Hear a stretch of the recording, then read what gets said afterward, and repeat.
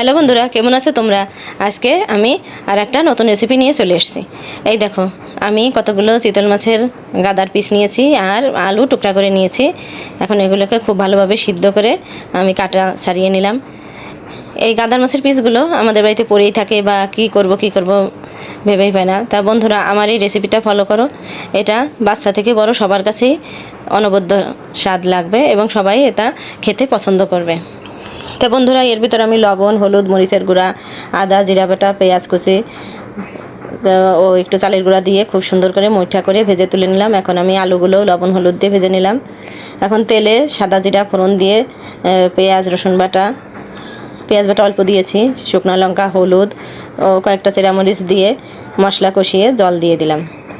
বন্ধুরা, আমি জিরা বাটাও দিয়েছি, আদা বাটা দিয়েছি। এখন ঝোলে বলক উঠে এসেছে, একটু চিনি দিয়ে মুঠাগুলো দিয়ে দিলাম। গরম মশলা দিয়ে এই যে তোমার তৈরি